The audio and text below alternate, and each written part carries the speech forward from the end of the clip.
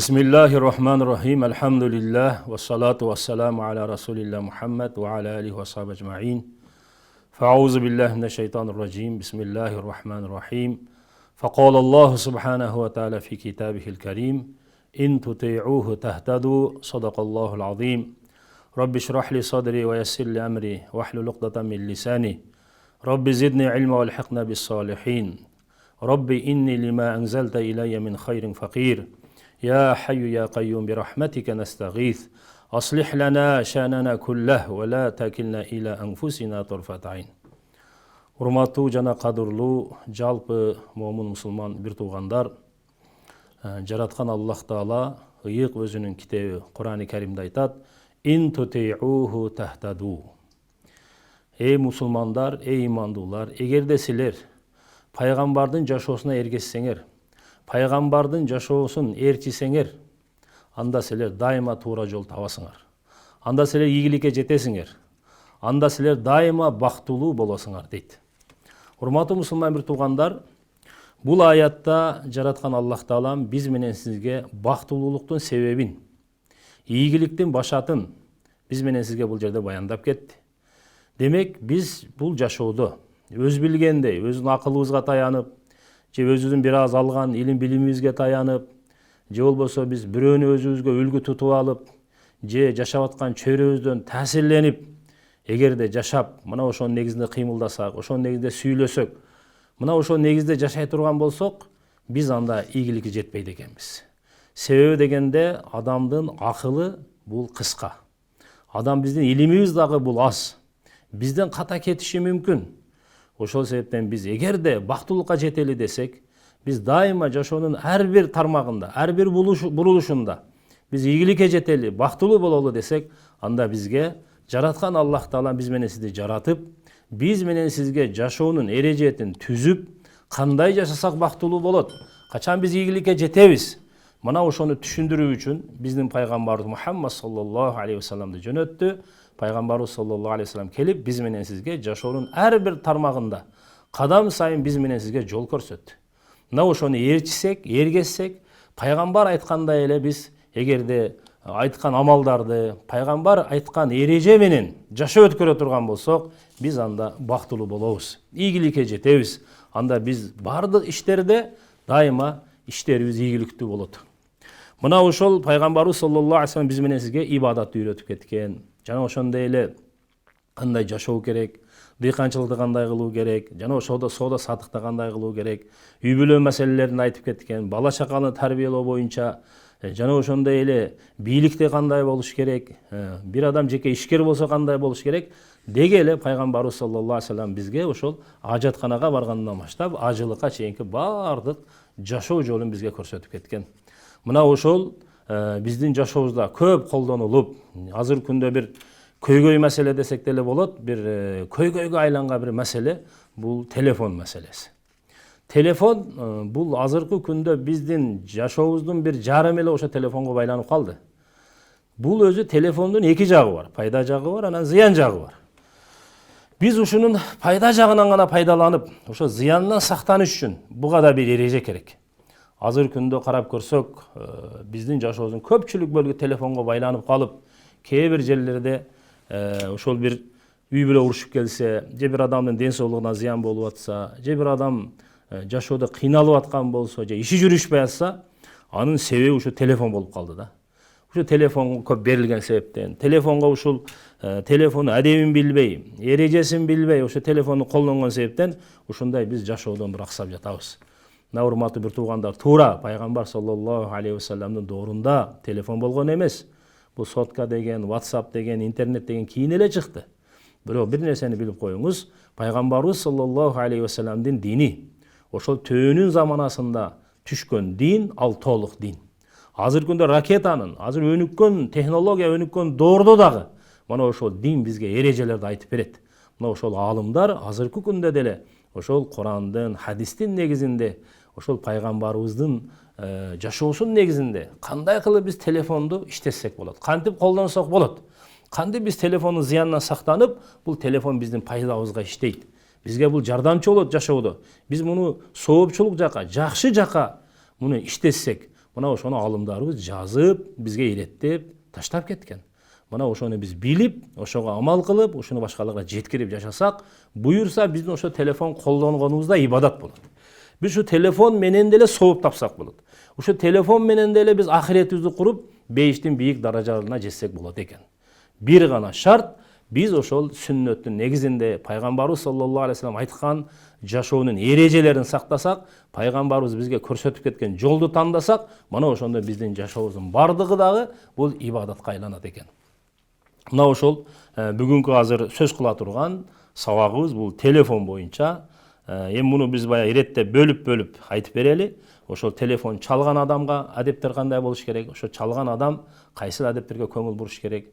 Анан ошо звонок барган адам, звонокту күтүп алган адам, алга тиешелүү адептер кандай? Жана ошондой эле жалпы эле телефонго тиешелүү адептер жөнүндө буюрса сөз болот. Демек, биринчи ошол телефон чалган адамга тиешелүү адептер. Биринчиси эле салам берүү. Сиз бирөөгө телефон чалып атасыз, телефон чалып, демек ал сиздин телефонуңузду көтөргөндөн кийин сиздин биринчи тилиңизден чыккан сөз ассаламу алейкум ва рахматуллахи ва баракату деген сөз болуш керек. Себеби пайгамбарыбыз саллаллаху алейхи вассалам айткан, "Қалан набий саллаллаху алейхи вассалам ассалам қаблал калам." Пайгамбарыбыз саллаллаху алейхи вассалам айткан, сүйлөгөндө мурда салам берүү керек деген. Мына пайгамбардын жолу. Салам бул Аллах Тааланын ысым, сыпаты болуп эсептелет. Тынчтык ээси деген Алланын бул ысымы болот. Демек биз ассаламу алейкум дегенибизде биз экинчи бир мусулманга ага тынчтык каалап атабыз. Демек Алланын бул ысымында, Алланын атында береке бар. Биз биринчи эле ал менен сүйлөшкөндө биринчи ага биз берекени каалап атабыз да, жакшылыкты каалап атабыз. Анан ассаламу алейкум десеңиз 10 сооп берилет. Ва рахматуллах десеңиз 20 сооп берилет. Ва баракату десеңиз 30 сооп берилет. Биз жөн эле салам берип деле сооп топтосок болот да. Ал эми бир сооп, эгерде ушул асман менен жердин ортосуна боштукка, ал бир сооп батпайт да. Бул асман менен жердин ортосуна боштук бир сооп үчүн кичинекей болуп калат экен мунун көлөмүчү. Бир сооптун ушунчалык көлөмү чоң болот, асман менен жердин ортосундагы боштукка батпайт. Ошол себептен Аллах Таала бул соопту акыйкатта ахиретте берет экен. Бирок ошонун берекелери, ошонун жакшылыктарын албетте биз дүйнөдө да көрөбүз. Биринчи телефон чалган адам, ошо звонокду көтөрүп кала турган болсо, биринчи эле ассаламу алейкум деп салам бериш керек. Ассаламу алейкум десе 10 сооп болот, ва рахматуллах десе 20 сооп берилет, ва баракатух десе анда 30 соопталат. Салам бул өтө берекелүү келиме болуп эсептелет биздин динибизде. Пайгамбарыбыз саллаллаху алейхи вассаламдан суралды: "Айюл исламу хайрун я Расулаллах?" О Аллахтын элчиси, эң жакшы ислам кайсы деди. Диндин эң жакшысы эмне деп сурады. Пайгамбарыбыз саллаллаху алейхи вассалам: "Тут'имут таам ва тaqra'ус салам ала ман арафта ва ман лам та'риф." Пайгамбарыбыз саллаллаху алейхи вассалам айтты: "Эң жакшы ислам, эң жакшы дин кимдин дини? Ким ошол башкаларга тамак жедирген болсо, берешенди кылып, башкалардын курсагын тойгозуп жүргөн болсо. Экинчиси, тааныганга дагы, тааныбаганга дагы салам берген адам. Мына ушул адамдын дини эң жакшы, эң сооптуу болот" деди. Тааныганга да салам бериңиз, тааныбаганга да салам бериңиз. Эмнеге? Себеби сиз тааныган адамга да жакшылык каалаңыз, Аллахтын тынчтыгын сиз арнаңыз. Жана тааныбаган адамга дагы Аллахтын тынчтыгын арнаңыз. Мына ошондо эмне болот? Мусулмандардын ортосунда ынтымак пайда болот. Биримдик пайда болот. Пайгамбарыбыз саллаллаху алейхи вассалам да бир хадисте айтат: "Лан тадхулул джанната хатта ту'мину." Силер толук ыймандуу болмоюнча силер бейишке кире албайсыңар деди. "Валан ту'мину хатта тахаббу." Ал эми толук ыймандуу боло албайсыңар, бири-бириңерди жакшы көрмөйүнчө. "Афала адуллукум ала шай'ин иза фаалтумуху тахаббтум байнакум." Мен силерге бир амал айтайынбы? Эгер ошол амалды аткара турган болсоңор, анда бири-бириңерди жакшы көрүп каласыңар. Бири-бириңерге махаббат пайда болуп калат. Пайгамбарыбыз саллаллаху алейхи вассалам айтты: "Афшус салама байнакум." Өз араңарда саламды таркаткыла. Өз араңарда саламды таркаткыла деди. Ошол себептен урматтуу мусулман бир туугандар, демек телефон чалганда биринчи биз эмне кылышыбыз керек экен? Салам айтышыбыз керек экен. "Алло, саламатсыңбы? Кандайсың?" Буларга сооп берилбейт. Бул биздин өз ара баягы диалекттер сүйлөшкөндөчү. Бизге пайгамбарыбыз көрсөткөнү ассаламу алейкум ва рахматуллахи ва баракату. Телефондон да салам бердиңизби? Биринчи ошол адамга сиз Алланын жакшылыгын, Алланын бир берекелүү тынчтыгын ага арнадыңыз. Эми ал сиз менен анын ортосунда махаббат дагы пайда болуп калат экен да. Балким бир хадисте келет. Мен дахала байтаху фасаллама фахуа заминун алаллах. Кайсы бир адам үйүнө киргенде салам айтып кире турган болсо, ал Аллах Тааланын кепилдигине кирет. Аллах Таала өзү кепилдик алат экен. Эмне деп кепилдик алат экен? Ин аша рузика ва куфия. Канча жыл жашаса, анын рызкысын мен берип турамын.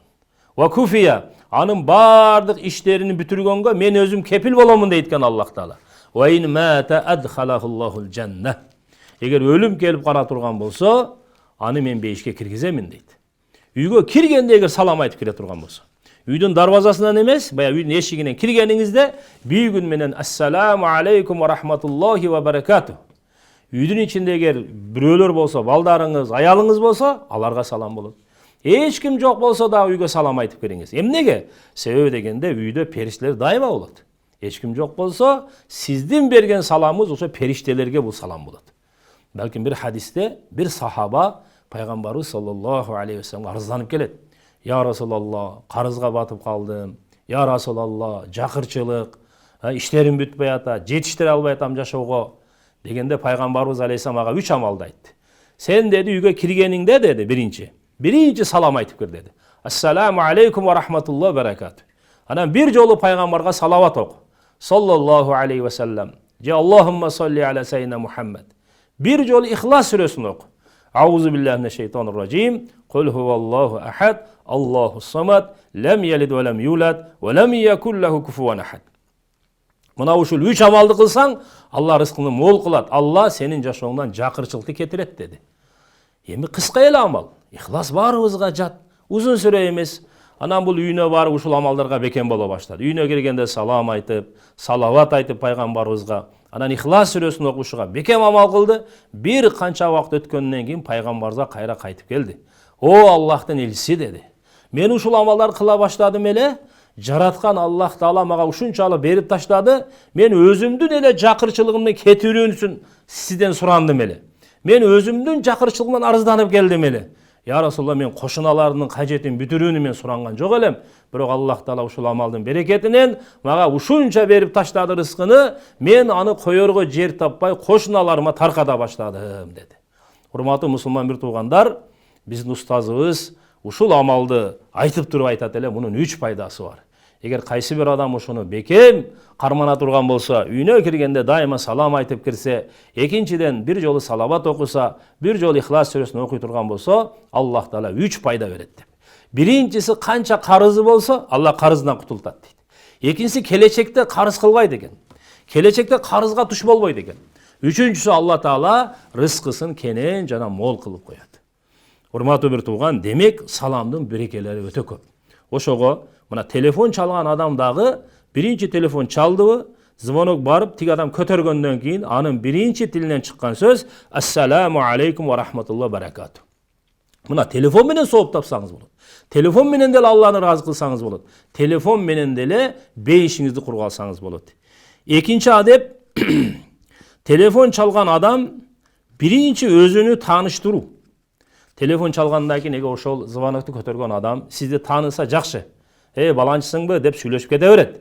Бирок тааныбай калсачы? Кыргызда жакшы сөз бар, тааныбасты сыйлабас дейт. Кээде бир кичинекей адам, чоң адам чалып калса, ал кичинекей адам ар кандай акыбалда болуп калышы мүмкүн. Бул өзүнү тааныштырбаса, мен баланчы боломун деп тааныштырбаса, бул башка эле бирөө чалды окшойт деп, мындай каттуураак бир мындайча айтканда груба деп коет го. Бир каттуураак үн менен жооп берип коюшу мүмкүн. Анан ал кийин тааныгандан кийин ыңгайсыз абалга түшүп калышы мүмкүн. Анан бул чалган адамга деле катуураак жооп берип койгондо мында деле ой пайда болуп калат да. Бул менин алдымда эле ушундай кичпейил болот экен, менин алдымда эле ушундай жумшак сүйлөйт экен. Мунун характери, мунун кулк мүнөзү жакшы эмес экен деген ой келип калат да. Ошон үчүн чалган адам ошол звонокду көтөргөн адамды кийин кыжалат кылып койбош үчүн, аны ошол ыңгайсыз абалга түшүрүп калбаш үчүн, анын кемчилиги билинип калбас үчүн биринчи ассаламу алейкум. Эгер тааныбай турган болсо, мен баланчы боломун, же мен баланчы мечиттин имамымын, же мен паланчы жердеги ишкермин. деп тааныштырып койсо, мен сен тағаң болом, жеңиң болом деп койсо, мына ошол буйрса адепке ылайык болот. Үчүнчү адеп, эч бир себепсиз эле бирөөгө чалып, бирөөдү кыжалат кылбоо. Пайгамбарыбыз саллаллаху алейхи ва саллям айтат: "Ал-муслимун ман салимал муслимуна мин лисаниhi ва ядиhi." Мусулман ал өзүнүн колу менен. Мусулман деп кимди айтат? Өзүнүн колу менен, өзүнүн тили менен башка мусулмандарга ыза жеткизбеген, башка мусулмандарга зыян бербеген адамды мусулман деп айтат. Биздин колубуздан дагы, тилибизден дагы, жана башка жактарыбыздан дагы экинчи мусулманга зыян жетпеш керек. Ошого жөн эле бирөөдү чалып алып эле, кыжалат кылып эле, эч бир себепсиз эле анын убактысын алып, анын нервин козгоп, мына ушундай нерседен телефонду колдонгондон сактанышыбыз керек. Төртүнчү адеп, эгерде телефон чалгандан кийин телефонду көтөрбөсө, анда 3 жолу чалгандан кийин чалганды токтотуш керек. قال النبي صلى الله عليه وسلم إذا استأذن أحدكم ثلاثا فلم يؤذن له فليرجع. رواه البخاري. Пайгамбарыбыз sallallahu aleyhi ve sellem айтты, силердин бирөөңөр бирөөнүн үйүнө киргенге уруксат сураса, 3 жолу уруксат сурасын. 3 жолу уруксат сурагандан кийин андан жооп болбосо, ал жооп бербесе, анда ал үйгө кирбесин, анда ал кайтып кетсин деди. Себеби дегенде ар кандай ахвал болуп калышы мүмкүн. Ал бир себептер менен ал сиздин эшти каккалаганга жооп бербей калды. Эми ар демге болушу мүмкүн. Ошон үчүн ал 3 жолу кактыңызбы, же ал үйдө жок болуп калышы мүмкүн. Аны 3 жолудан кийин аны акырын кайтып кете бериш керек. Мына ушундан алымдар телефондун дагы адемин бизге айтып кеткен. Телефондо да 3 жолу чалдыңызбы? 1 жолу чалдыңыз, гудок кетти, көтөрбөдү. 2 жолу чалдыңыз, 3 жолу чалдыңыз. Эми көтөрбөдүбү? Ал мүмкүн бир иш менен электир. Ал сиздин телефонуңузду көтөрө албай турган ахвалда болуп калса керек. Же телефонун жанында эмес болсо керек. Эми адеп ушул, биз эми телефонду чалбашыбыз керек. Анан 4 жолу, 5 жолу, 6 жолу, 10 жолуга чейин чалып берсеңиз, анда бул телефонду колдонгон адебине каршы болуп калат. Ад-дину куллуха адаб, пайгамбарыбыз саллаллаху алейхи ва саллям, дин бул адептүүлүктүн аты деген. Ошон биз иншалла телефонду колдонгондо да адебине көңүл бура турган болсок, бизди ошо телефонду колдонгонубуз дагы бул дагы дин болот деген, буга да сооп жазылат экен. Мына ошо телефон чалган адамга тиешелүү бул адептер. Ал эми экинчиси бул телефонду ошо звонокту көтөргөн адамга тиешелүү адептер. Биринчиси, эгер звонок келсе, звонок келген учурда ошого жооп берүү. Ооба, эгер алдыңызда телефон турат, бирөө сизге чалды, аялыңыз чалды, же балаңыз чалды, же бир тууганыңыз, же бир башка эле номер чалдыбы, сиз эгер бош болсоңуз, телефон көтөрүүгө мүмкүнчүлүк болсо, телефонду көтөрүп жооп берип коюш керек. Кыска эле, же мен эмне ал сизге эмне деп жооп берип атам, же менде азыр убактым жок, же кийин чал дейсизби, же ошонун сураганына жооп берип коесузбу? Кыскасы, эгерде бирөө телефон чала турган болсо, ошо чалууга жооп берүү бул дагы адепке туура келет. Себеби дегенде телефон чалганда сизге гудок келип атат, аны көрүп атасыз, көтөрбөй койсоңуз, бул анда ошол тиги чалган адамда кыжалат болот да. Эмне үчүн көтөрбөйт экен? Анын оюна да ар кандай жаман ойлор келе баштайт.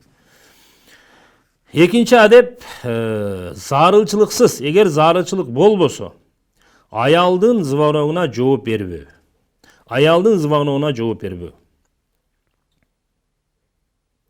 Бул жерде эми шарият маселеси келет, парда маселеси бар бул жерде. Мисалы, эгерде бир зарылчылыксыз эле бир эркек бир аялга чалып атат, же болбосо бир аял эркекке чалып атат, анда эми махрам деген маселе бар да. Ал ошого сүйлөсө болобу болбойбу ал экөөсү. Ошон үчүн эгерде мындай бир чоочун эркек чоочун аялга чалса, чоочун аял чоочун эркекке чалса, анда бул жооп бербеш керек. Жооп бербеш керек агачы. Өтө бир зарыл болсо, эми ал өзүнчө башка маселе. Бирок зарылчыксыз эле, жөн эле ар бир чоочун эркек эле аялдардын жооп бере берүүсү, ар бир эле чоочун аялдын звонуна эркектердин жооп бере берүүсү, бул шарияттын чеги сакталбаган себептен сөзсүз бул бузукучулукка алып барат. Куранда Аллах Таала айтат: "Я ниса ан-наби, ин иттақайтунна фала тахду'на бил қаул, фаятмa'аллази фи қалбихи марад." Аллах Таала Куранда айтат: "Эй пайгамбардын аялдары, эгерде силер Алладан корксоңор, эгерде силер таква болсоңор, анда силер сылык сөз менен сүйлөшпөгүлө эркектер менен. Feyatma'allazi fi qalbihi marad. Эгерде силер башка чоочун эркектерге сылык сөз менен жооп берсеңер, анда кимдин жүрөгүндө оору болсо, мына ошол эркекте жаман ой пайда болот. Ошондо бир жаман үмүт пайда болот. Демек, Аллах Таала муну сыноо катары жараткан, эркекти аялга муктаж кылган, аялды эркекке муктаж кылып койгон. Эми ошол бир эркекке бир аял сылык сөз менен, жумшак сөз менен сүйлөп жатса, эми ал экөөнүн ортосунда эч кандай байланыш жок. Келечекте деле эч кандай байланыш болбойт үй бүлөлүк. Бирок шайтан алейхилана, ал биздин душман. Ал ошол жерде турат да. Ошол жерде буга бир болбогон мындайча айтканда куру үмүт пайда кылат да. Ал сага сылык сүйлөп атат. Демек сен эмне деп ага сунуш кылсаң кабыл алат окшойт деген бир жаман үмүттөрдү пайда кылып коет. Хадисте пайгамбарыбыз саллаллаху алейхи ва саллям айтат: качан бир бөлмөдө бир чоочун эркек, чоочун аял болсо, үчүнчүсү сөзсүз шайтан болот дейт. Демек телефондо сиз бир чоочун аялга чалып атасыз, же чоочун аял чоочун эркекке чалып атабы, анда үчүнчү сөзсүз шайтан болот ал жерде. Шайтан эркектин да оюн бузат, аялдын да оюн бузат. Ошон үчүн зарылчылыксыз эч качан эркектер аялдарга чалбаш керек, аялдар эркекке чалбаш керек. Анан ошо эгер чалып кала турган учурда эркектер аялдардын телефонун көтөрбөш керек, аялдар эркектердин телефонун көтөрбөш керек. Ооба, өтө бир зарыл болуп калды, баласы ооруп калды, аны ошо врач менен сүйлөшкөнгө туура келип калды, же дагы бир диний өтө бир зарыл маселе болуп калды, ошону бир сураш керек болуп калды, анда дагы ошол эркектер аркылуу байланышка чыкканга аракет жасаш керек. Кыскасы бул жерде дагы биз шарият маселесин толук сакташыбыз керек. Андан кийинки үчүнчү адеп, салам бергенден кийин. Мисалы ал сиз ассаламу алейкум деп сизге чалды да, чалгандан сиз ва алейкум ассалам деп салам бердиңизби? Саламды сиз саламга алик алгандан кийин эле сиз сөзсүз ошол адамды таанышыңыз керек. Анан сурашыңыз керек, сен кимсиң депчи. Пайгамбарыбыз саллаллаху алейхи ва салламдын ошол үйүнө келип бирөө эшикти какылаганда, же келип үн чыгарса, ошол жерде пайгамбарыбыз саллаллаху алейхи ва саллам айтат эле: "Мен анта" депчи, "Сен кимсиң?" деп сурайт эле пайгамбарыбыз. Себеби баягы эле сөз тааныбасты сыйлабас. Анан пайгамбарыбыз алейхиссалату вассалам айткан: "Анзилин наса маназилахум." Адамдарды ар бир адамдын өзүнүн деңгээлине карап мамиле кыл деген. Себеби дегенде бир адам чоң болот, бирөө илимдүү болот, бирөө бай болот, бирөө кедей болот, бирөө жакын тууган болот, бирөө алыс тууган болот, бирөө жөн эле бир чочун адам болот. Ар бир адамга өзүнүн деңгээлинде мамиле кылуу мына ошол даанышмандык, мына ошол акылдуулук. Демек, биринчи ошол адамды эгер биз чалып аткан адам тааныбасак, анда сиз кимсиз деп сурап коюшубуз керек да. Себеби дегенде ошону сурагандан кийин, аны тааныганыбыздан кийин анан ошого жараша жооп беребиз, ошого жараша биздин сөзүбүз болот, ошого жараша биздин ага көрсөткөн мамилебиз болот. Бул эми ошол телефон звонокту көтөргөн адамга тиешелүү адептер болду. Эми жалпы эле бир телефонго тиешелүү адептерге токтолуп кете турган болсок, зарылчылыксыз uzun süylöbü. Zarılsız uzun süylöbü. Şeriatta bir erece var. Az-zaruratı tetakaddar bi kadri zarura. Zarılçılık menen gana ölçönöt deyt. Kança zarıl bolsa, oşonu gana biz koldanışыбыз керек. Anan jön ele telefonda alıp ele, vaktыбызды tekке ketirip ele, bolbogon сөздөрдү сүйлөшүп, күлүп, болбогон нерселерди айтып, мына ушул нерседен биз сактанышыбыз керек. Kur'an'da Allah Teala aytat: "Vellezîne hum anil lagvi mu'ridun." Allah Teala Müminun suresinin 3. ayatında aytat: Musulmanlar kim? Qad aflahal mu'minun. Musulmanlar vaktulu boldu, imanlılar vaktulu boldu. Ellezîne hum fi salatim khashi'un vellezîne hum anil lagvi mu'ridun. Mu'minlar, imanlılar kimdir? Alar bekar işlerden alar alыс boluşat. Bekar işlerden alar alыс boluşat. Bekar sözdön, bekar kıymıldan, bekar işler, bekar amallardan alar alыс boluşat. Emi bekar söz, paydasız kıymıl, paydasız amal emnen aytat. Misali bir adam alma satam alma algıla, almanın kilogramı 50 somdon, же алланын kilogramı 50 somdon, же 100 somdon dep жаткан bolsa, al paydasız iş kılıp жаткан жок. Al пайдалуу эле иш кылып атат. Себеби дегенде мунун ушинтип кыйкырганыга акча түшөт. Анын соодасы болот, адамдар келип алма алып кетет. Ал пайдалуу нерсени кылып жатат. Пайдасыз деген мааниси кайсы? Сиз ошол бир сөздү айтсаңыз, же бир кыймылды кылсаңыз, же бир амалды кылсаңыз, ошого бирөө сизге 1 сом бербейт да. Же болбосо сизге ахиретте bir сооп жазылбайт. Мына ошону пайдасы деп айтат да. Буга bir мисал бере турган болсок, сиз bir үйдө отурасыз да, бирөөгө конок барып калдыңыз. Барып калып туруп мында эки жакты карап туруп эле мына бул люстраны караңыла. Бул люстраны мындайча айтканда мына жакшы люстра экен деп койдуңуз да. Эми ошону айтып койгонуңузга бирөө сизге 1 сом бердиби? Же болбосо ахиретте bir сооп жазылдыбы? Жөтө эле bir пайдасыз нерсени сүйлөп коюп атасыз да. Ошонун ордуна биз субханалла деп койсоңуз, 5те 1 дара косуп чыгат эле. Же ошонун ордуна биз конокко bir жакшы сөз айтып койсоңуз, анын көңүлү көтөрүлүп калып, анын bir мусулманды сүйүнүргөн соо алат эле. Же bir сапарда жолдо кетип атасыз. Сапарда кетип жатып эле bir жерде bir үй курулуп калган болсо, ээн жерде. Ушул жерге үй курулуп калыптыр, ушул үй жок эле, үй туруп калыптыр дедиңиз да. Ушуга окшогон биздин жашоодо көп ушундай пайдасыз сөздөр, пайдасыз кыймылдар, амалдар болот да. Ошон үчүн мына телефон менен сүйлөшкөндө дагы телефон менен бүгүн эмне жедиң, бүгүн каяка бардың, эртең менен турдуңбу, мындайча айтканда bir болбогон нерселерди биз ар бир адам аны өзү жакшы билет, өзү териштириш керек. Пайдасыз сөздөрдөн, онан узакка пайдасыз нерсе сүйлөшкөндөн биз сактанышыбыз керек. Пайгамбарыбыз саллаллаху алейхи ва саллям хадисте айткан: "Min husni islamil mar'i tarkuhu ma la yani." Musulmandын, адамдын исламынын, адамдын дининин чырайы, кооздугу, сулуулугу эмне дейт? Пайдасыз иштерди таштоосунда дейт. Караңыздар, урматтуу мусулман бир туугандар. Биз мусулманбыз, биз момунбуз. Биз момун адам, мусулман адам бул дүйнөдө максат менен жашайт. Ал сүйлөгөндө да bir максат менен сүйлөйт. Ал bir ишти кылса да максат менен кылат. Себеби убактылуу Алла Таала дүйнөгө жөнөткөн анычы. Эми ушул дүйнөдө биз кыска убакытта жашап атыпчы, өзүбүздү негеде пайдасыз нерсе менен алек боло берсек, сөзүбүз bir пайдасыз ашча сөздөр сүйлөй берсек, пайдасыз иштерди жасай берсекчи, биздин анда динибиздин сулуулугу дагы, чырайы дагы жоголо берет да. Адамдардын алдында биздин сүрүүбүз деле калбай калат. Биздин сөзүбүздүн салмагы деле калбай калат. Ошон үчүн пайдасыз лаяни деп коет, пайдасыз сөздөр таштайлы, пайдасыз иштерди, пайдасыз амалдардан сактанып, пайдалуу сөзгө өтүшүбүз керек, пайдалуу амалга, пайдалуу кыймылдар менен алек болушубуз керек. Мына телефондо да ушул нерсени көңүлгө алышыбыз керек. Сүйлөшүп атканда бирөөлөр менен пайдасыз сөздөрдү сүйлөшкөндөн сактанышыбыз керек. Андан кийинки адеп, ошол звонокто музыканын үнүн койбош керек. Музыканын үнүнөн сактанышыбыз керек. Qala İbn Mas'ud radıyallahu ta'ala anhu, İbn Mas'ud radıyallahu ta'ala anhu aytat: "El-ghina'u yunbitun nifaqa fil qalb kema yunbitul ma'u zar'a." Bul muzika, bul ün adamdın жүрөгүндө кудум эле суу эгинди өстүргөндөй, adamdын жүрөгүндө эки жүздүүлүктү өстүрүп коёт. Урматтуу бир туугандар, пайгамбарыбыз алейхиссалам айткан сөз бул жалган болбойт бул. Эми биз менен акылга салбайлы да. Мен жөн угуп эле коюп атам. Сен укканың ошол өзү. Ошо музыканын үнү сенин кулагыңа кирдиби? Ал сенин жүрөгүңдө сөзсүз эки жүздүүлүккө, сенин жүрөгүңдө эки жүздүүлүк пайда болуп баратат ал.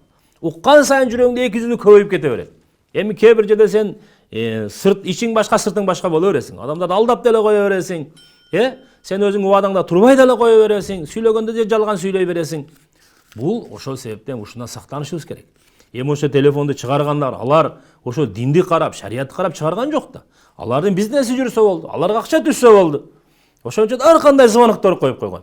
Кээ бир телефондорду мисалы биз өз деле колдонгондо, ал жактан бир мындайча айтканда музыкасы жок үн таппайсың да. Бүт музыканын түрүн коюп таштаган да. Азыр программалар бар, ошо башка үндү киргизсеңиз болот. Жөн эле болсо мурдагы эле чыр деген үндөр бар го. Ошолорду киргизип койсоңуз болот. Кыскасы, музыка уккандан өзүбүз сактанга аракет кылалы. Бул өзү иманыбызды сакташ үчүн. Биз кулагыбыз менен сыяктан угуп атабызбы? Ал жүрөктө сөзсүз жүрөктү өлтүрүп атат. Жүрөктө эки жүздүүлүктү пайда кылып атат алчы. Каалайсызбы, каалабайсыз? Туура сиз эки жүздүү болгуңуз келбейт. Каалабайсыз сиздин жүрөгүңүздө ошол эки жүздүүлүк пайда болуусун. Бирок ал музыка пайда кылып коет атпайбы? Анын ошол музыканын ошол касиети ошол, таасири ошол. Hazreti Umar radıyallahu ta'ala anhu bir bazardan ötüp ketip jatkanda ошо музыканын үнү чыгып аткан экен. Ал эмне кылды? Эки манжасын эки кулагына салды. Эки кулагына салып кулуна айтты. Сен карап тур, музыканын үнү бүткөндө айтасың деди. Эки манжасыны өзүнүн кулагына салып, ошол жерден үндү укпастан өтүп кетти. Өзүнүн ыйманын сактоо үчүн. Ошон үчүн телефондо дагы мына ошол кээде мечитте отурсаң деле ошол бир музыканын үнү чыгып кетет да. Эми бул өтө эле чоң адепсиздик болуп калат. Ошон үчүн келиңиздер өзүнүн ыйманыбызды сактайлы, өзүбүздүн пайдабыз үчүн жашайлы, эртең анан ахиретте өкүнүп калбайлы. Ошого телефонго дагы жөнөкөй эле үндөр бар. Ошол бир чымчыктын сайраган үндөрү бар, кыскасы музыканан башка кандай үндөр болсо, мына ошо үндөрдү кичине коюп койсо болот. Бирок музыка оккандан сактаныш керек. Ал биздин жүрөгүбүздө эки жүзүлүктү пайда кылып коет экен. Кийинки адеп телефонду ошол пайдалуу жака иштетүү. Керек болсо телефонду диндин пайдасына колдонуу. Бул дагы эң чоң адепке кирет. Мисалы телефондон баян угуңуз, телефондон Куран уксаңыз болот, маселелерди уксаңыз болот, суроо бериң, жооп алыңыз, туугандар менен байланышыңыз, тууганчылык мамилени бекемдеңиз телефон менен. Кээде ошол бизде азыр көп байланыш деле болбой калбадыбы? Кээде атайын биз бир устазыбыздан укканбыз да, атайын мен дейт, ошол бир айына дейт, бир канча акча эдинсе саламын дейт, бир гана ошол тааныштар менен сүйлөшүү үчүн гана дейт. Ошол бир жумада бирби же бир айда бирби бүт тааныштарга бир байланыш койсоңуз болот. Телефонду бир пайдалуу жака иштетишибиз керек экен да. Анан бул телефондун эки жагы бар, зыян жагы дагы бар да. Анан бул телефонду алып ошо зыян жагына кирип кете турган болсок, андан көрө караңыз, бир жакта пайда турат, бир жакта зыян турат. Телефондун пайдасы бар, зыян. Сиз телефонду колдонгонуңузда сиз ошо пайданы аз колдонот, зыянны көп кирип кетесиз да, зыянгачы. Анда телефон колдонбой эле койгонуңуз жакшы андачы. Анда колдонбой эле койгонуңуз. Себеби зыяндан сактануу бул биринчи орунда турат. Зыяндан сактануу биринчи орунда турат. Эгер телефондун зыяндан сактана алсак, анда телефон колдонуш керек. Эгер сактана албасак, анда телефон ошол адамда ошо жөндөн пайда болуп, өзүн өзү кармай турган, ошо телефондогу пайдасыз нерселерге кирип кетпей турган чал деңгээлде ыйман курулганга чейин телефон колдонбой эле коюш керек. Болбосо жөнөкөй телефондор бар. Ошону колдонуңуз. Ыйманыңыз сакталат. Убактыңызда береке болот. Көп зыяндан кутулуп каласыз. Болбосо өзүңүздү башкара албай, ошол телефондо баягы зыян нерсе менен алек болуп калат. Ал зыяндан кийин ал дагы зыян эшиктер ачылып кете берет. Ошон үчүн жакшылык бул жакшылыкка түрткү болот, күнөө күнөөгө түрткү болот да. Телефондо бир күнөөнү кылдыңызбы, ал экинчи күнөөгө түртөт. Ошентип сиздин жүрөгүңүздө күнөөгө болгон кызыгуу бул дагы көбөйүп кете берет. Ошого биз телефонду диндин пайдасына иштеткенге биз аракет кылышыбыз керек экен. Кийинки адеп жаш балдарды телефондон алыс коюу. Аларды телефон менен алек болгондон аларды сактоо. Себеби дегенде, урматтуу бир туугандар, азыркы күндө бул телефон маселеси бул кара адамдыдан азгырык болуп калды. Биздин устазыбыз бир сабакта айтып калды эле. Бизде өзү эки душманыбыз бар эле. Бирөөсү нафс, бирөөсү шайтан. Эки душман бар эле. Бирок азыр бир современный заманбап бир душман пайда болду. Ал эмне деген? Сотка деген бир душман пайда болду. Өтө чоң бул душман болуп атат да. Ошогона балдарыбыз бул жаш бала эчтеке эмес, эчтекени билбейт. Эртең чоңойгондон кийин өзү түшүнүп алат. Анан бизде кээде акылга салабыз. Азыр эми ошо өзүнүн кызыгуусун ушундан бүтүрүп алсын, кийин телефонго кызыкпай деген бир шылтоолорду айта беребиз да. Жаш бала бул фундамент. Жаш бала бул фундамент. Ал бала эмес ал. Ушул бала бул фундамент. Эгерде үйдүн фундаменти бекем болсо, канча чоң имаратты салың, боло берет. Үйдүн эгер фундаменти алсыз болуп, начар болуп кала турган болсо, анда анын үстүндө эчтеке тургуза албайсыз. Тургузсаңыз да пайдасы жок. Бала бул фундамент. Ошол фундамент жакшы курулуп атат, же ал фундамент жаман курулуп атат. Ошого мына телефон деген бар го, бул үйдө отуруп деле балдарда талкалап атат. Ошого албетте балдарга бир болот, балам, колдонбо телефонду. Колдонсоң сенин колуңду сындырамын. Айтып коеюн, копкой телефонду. Жайында да мында катуу урушабыз да. Жок, ал нерсе менен маселе чечилбейт. Биз ошо телефондун, мисалы, караңыз, жаш балага эгерде мына ал жыланды карма десең кармабайт да. Эмнеге? Себеби дегенде ал билет, ал жылан зыян беришини. Ал чагып алышыны билет. Ысык чайнекти карма десең кармабайт да. Эмнеге? Анын зыян экенин билет да. Биз ошол телефондун соткан зыян жактарын баланын мээсине куюп, жумшактык менен, даанышмандык менен анын жүрөгүнө ушу жиркеничти пайда кылып койсок, болду. Бул бала өзү сактанат.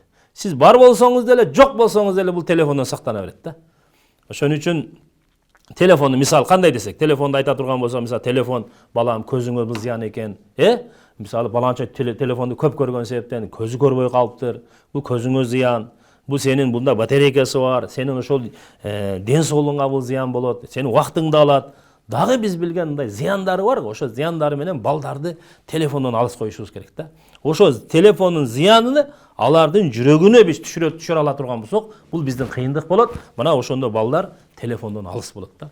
Болбосо сиздин алдыңызда телефон колдонбошу мүмкүн, бирөөнүн колунан колдонот. Жана ошондой эле сиз жок кезиңизде телефонду ошол өтө жаман колдонуп коюшу мүмкүн да.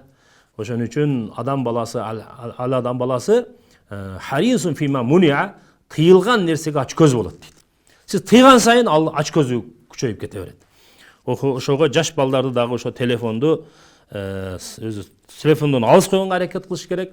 Анан кичине мектепке барып калганда дагы эгер мейли сүйлөшкөнгө керек болсо дагы ошол гана ошол гана шарт менен сүйлөшүүгө гана, ошол гана эрежелер менен гана биз буларды көзөмөлдөп турбасак, анда биз балдарыбыздын тарбиясына чоң бир зыян жеткирген болуп калабыз. Андан кийинги телефонду колдонгондо башкаларга зыян бербей турган деңгээлде колдонуу. Азыркы күндө урматтуу мусулман бир туугандар, телефонго ушунчалык биз менен сиз кирип кеттик. Кээ бир жерде отурганда ошол алдыбыздагы адамды да көңүл бурбай калдык. Атайын аны чакыргансың, экөөң отурасың, чай ичип отурасың, же экөөң сүйлөшүп отурасың. Телефонго бирөө чалса, ошон менен жооп берип, ошо менен алек болуп калатасың да. Бул чоң адепсиздик. Алдыңда бир адам отура сүйлөшкөнү, атайын сага келди, сен телефондо башка бир нерсе менен алек болуп калдың. Же болбосо биз алда сүйлөшүп отурабыз, телефон менен алекпиз да. Бул деген өтө чоң бир адепсиздик болуп эсептелет. Ооба, эгер телефонго жооп бериш керек болсо, телефондон бир жерге чалып бир нерсени тактап коюш керек болсо, бир нерсени бирөөгө дайындаш керек болсо, ошол убакта дайындаш керек. Уруксат сурап, мен уруксат берсеңиз телефон менен чалып алайын, уруксат берсеңиз жооп берип коеюн, деп. Ушуга өтүшүбүз керек. Азыркы күндө бизге бул көнүмүш адат болуп кетип атат. Алдыңда адам отурат, бул телефон менен алек. Анысы деле телефон менен алек.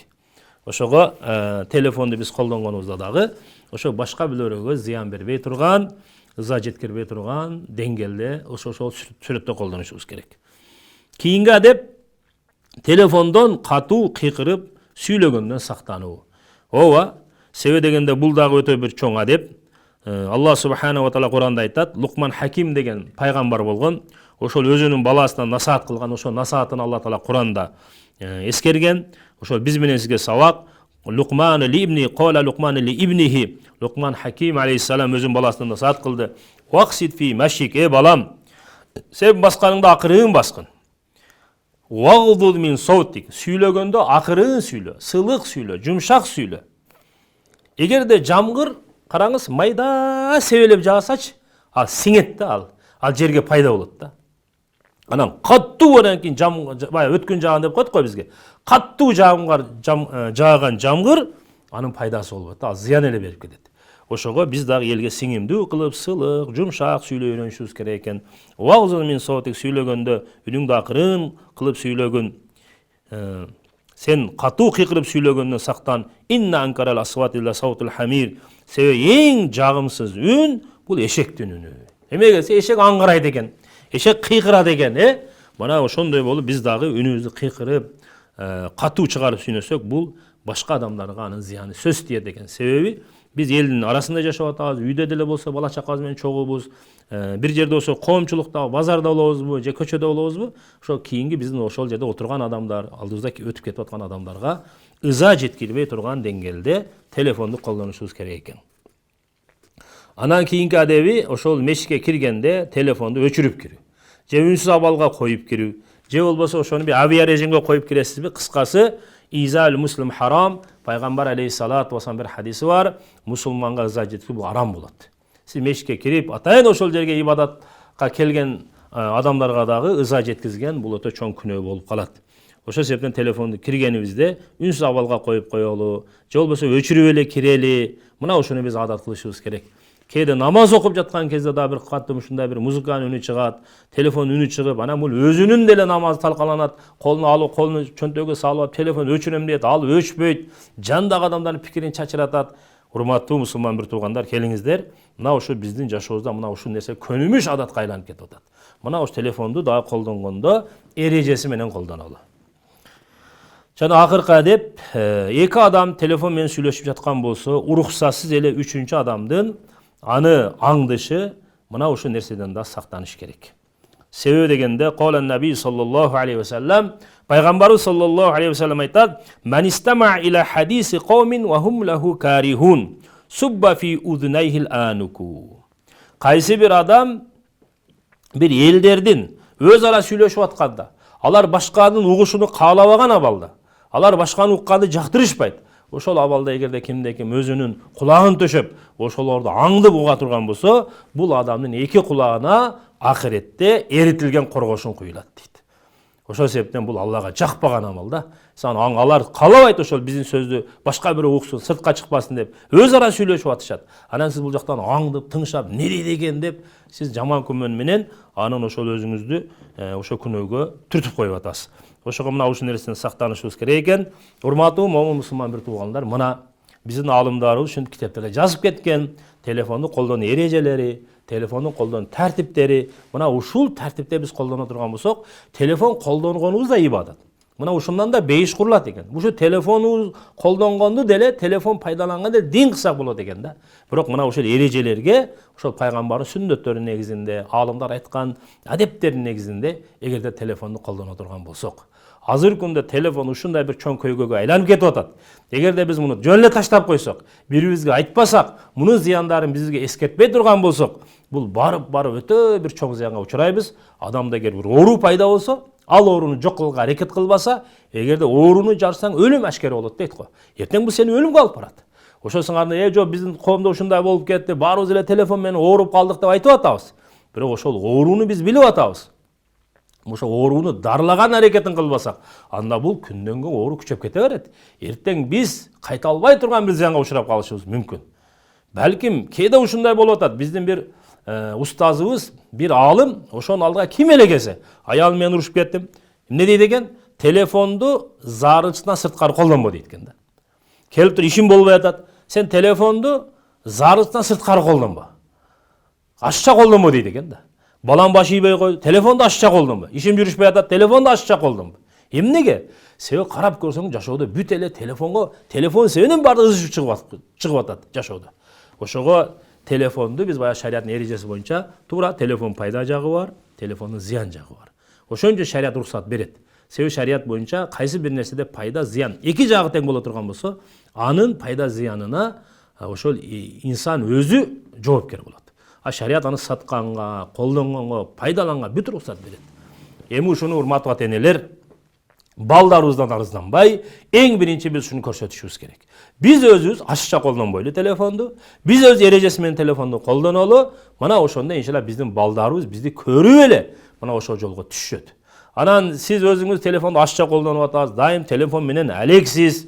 Анан балаңызга насаат кылып атасыз да. Балам, телефонду ашча колдонбо, телефон колдонгон зыян деп айтып атасыз. Балага 100 жолу насаат бердиңиз. Бир жолу сиздин телефонду ашча колдонуп атканыңызды, пайдасыз колдонуп атканыңызды көргөн болсо, ал сиздин 100 жолу айткан насаатыңыз ал пайдасыз болуп калат.